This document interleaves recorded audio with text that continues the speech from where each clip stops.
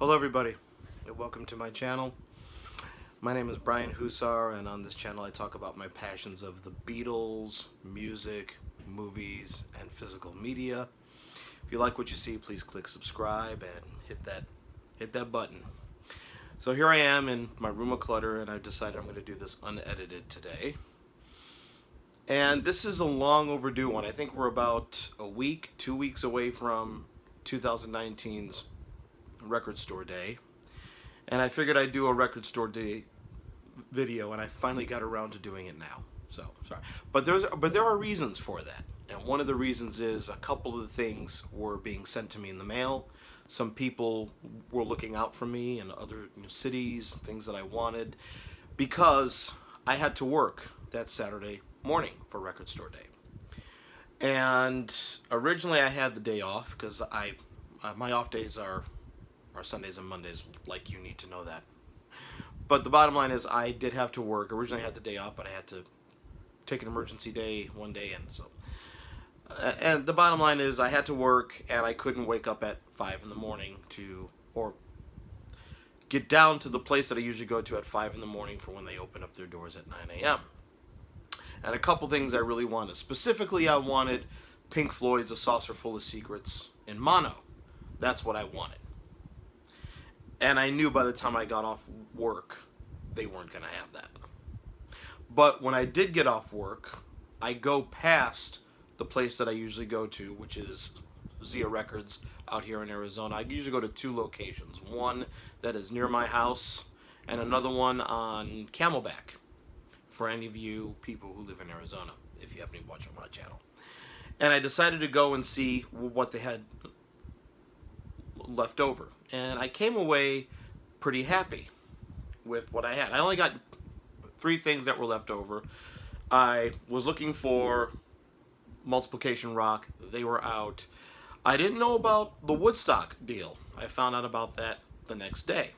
But a friend of mine in Chicago already sent me word that he picked me up A Saucer Full of Secrets by Pink Floyd. So I'm waiting on Multiplication Rock to come in, and that's coming in this week. So I ordered that directly from the manufacturer or the presser, I forgot, but I ordered it from their website, and it's coming this week. But here's what I did get. First off, yes, my friend in Chicago, and he also subscribed to my channel too, he sent me this, he got me this, the Pink Floyd Saucer Full of Secrets in mono. And hearing this album in stereo all my life, the mono is going to be my go-to. And hearing this in mono is like hearing a new album. I'm glad I have this, and don't know why they issued it just for Record Store Day. And I know some people are down on Record Store Day. There's a couple of editorials I saw about Record Store Day, and I get it. I get it. But I think it's a lot of fun for us people who love vinyl. But technically, if you're into physical music, be it vinyl or CDs, every day is Record Store Day, in my opinion. But I get the special releases, but I'm glad I have A Saucer Full of Secrets, and it's not the mispressed version. Thank God. I found out about that, and I was like, oh boy, I should tell my friend to open it and check it. So on the night, so after work, when I went to Zia's, I'm surprised that they had this still left. The Prince Pop Life, the Purple Mix Club, His Majesty's Pop Life, the Purple Mix Club.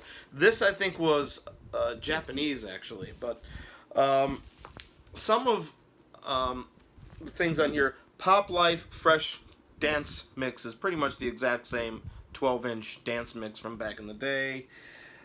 Same thing with Raspberry Beret. It says new mix, but it sounds like the original 12-inch mix that I heard back in the day. Paisley Park remix, I never heard that, so that sounds kind of new. America album version. Why did they include the album version? The original 12-inch dance mix was like a 15, 16, 17-minute jam session where it fades out on the original album. It just keeps going. And that was the dance mix. And there's a couple of mixes here from Purple Rain in 1999. And Erotic City, but this is good to have. I'm glad I have it, and because I should start collecting 12-inch dance mixes from that era more than I have. So I'm glad I got this in my collection. This was an interesting compilation. Poppies. Assorted finery from the first psychedelic age. The only artist I knew on here was Buffy St. Marie, and I knew of her folk stuff, but the song that they have on here is very trippy. The album is named after that, and I need to seek that album out that's from. But a lot of the bands on here I never heard of. Southwest FOB, Jefferson Lee, The Frost, the Sot Weed Factor, but the stuff on here that I'm hearing is really good, and it makes me want to seek a lot of these bands out. This was stuff that was on Vanguard and Stax. So Vanguard and Stax, especially Stax, got into the whole psychedelic deal, I believe. And I had to pick this up. Sly and the Family Stone at Woodstock. The full set. Yes, side 4 is an etching. Okay, all right. There was somebody bitching about that on a blog post they did. And I'm glad I own it. Yes, it's widely bootlegged, but I'm glad I own it legit. So there, Sly and the Family Stone. To me, the peak of the original Woodstock Fest. The original and, in my opinion, one and only Woodstock Fest. And speaking of Woodstock, yes, I did pick up the PA mono mix of the original Woodstock album. This one I actually ordered from Groove Disc, I believe is what they're called in Chicago, and came on time, so they still had some RSD stuff left over.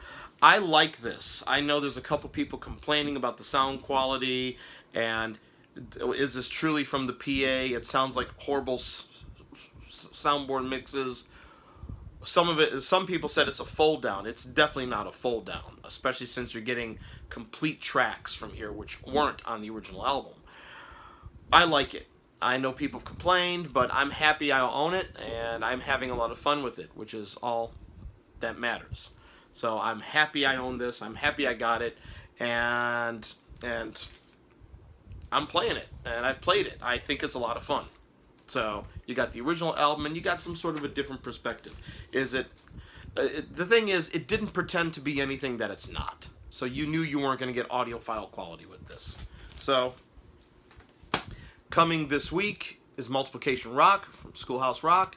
So can't wait to get that. So all in all, I made good on Record Store Day, having not gotten to the store when it opened. So I was in luck. And only getting 3 things at the store and the rest coming through mail. So shout out to my friend Dion in Chicago, and shout out to some of the great independents that are still have RSD stuff that you could order for pretty decent prices. And Record Store Day, I think, is a lot of fun. I know there are naysayers out there about it, but I think it's a lot of fun. But truthfully, every day should be Record Store Day. It really should be. They should have these. They should have these releases in all the time. But that's my take. Give me your thoughts in the comments. Keep professional, as always. And I'm thankful to my new subscribers and thankful to everybody who is following me. Spread the word about my channel. And of course, until we meet again. Talk to you soon.